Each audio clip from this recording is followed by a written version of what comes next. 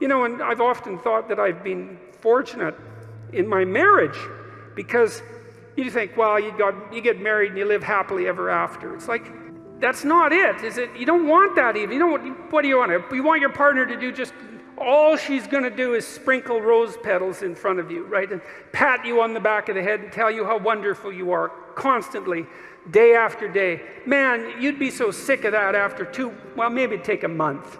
But let's say 2 weeks. You'd be, because you know, she should be more on the side of who you could be than on the side of who you are.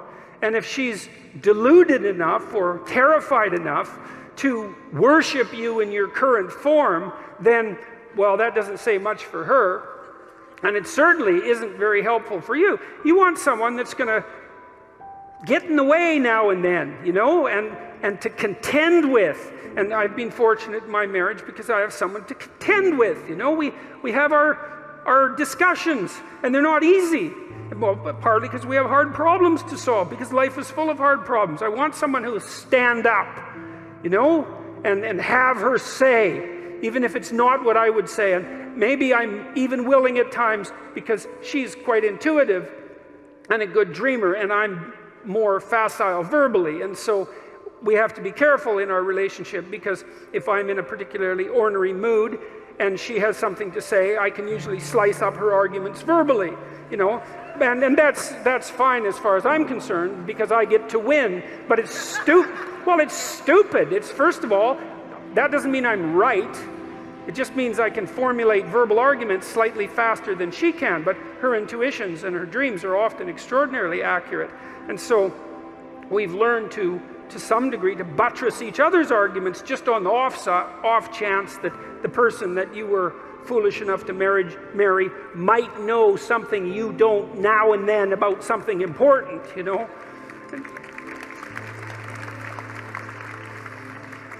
And so what do you want? Well, you want someone to contend with. And then it's an adventure, you know, and then you have someone that you love and that you respect. And that's not a bad combination for longevity of relationship. And then maybe if you have someone that you love and respect and that you can communicate with, then your children also love and respect her or him. And then that's pretty good for them, because they've got some parents that they could love and respect. That's a good combination. You know, it solidifies their life.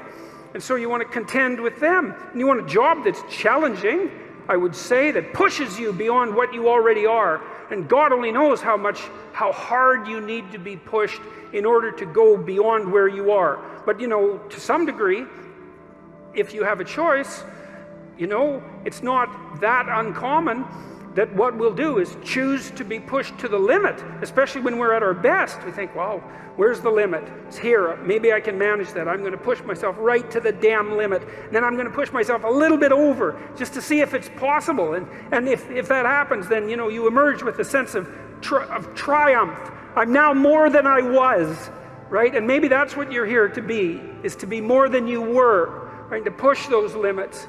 And to do that, you contend with the world. You wrestle with God. You don't casually say, I believe, because who knows? No one knows, right? We're separated from the infinite by death and ignorance. We don't know. We contend, we wrestle, you know, and in that maybe we find our destiny. At least we find our purpose. We find something that justifies us to some degree. You know, if I'm awake at night wondering, and I think, God, you know, like I pushed myself as far as I could in this effort, whatever the effort that I'm considering happens to be. I pushed myself. I don't have a weight on my conscience because I let something go or I failed to accomplish something. I mean, I do often have those sorts of weights. I'm talking about the rare times when I don't. It's like, well, there's something that's where there's some atonement and some peace as far as I'm concerned, where that contending and that wrestling has been successful.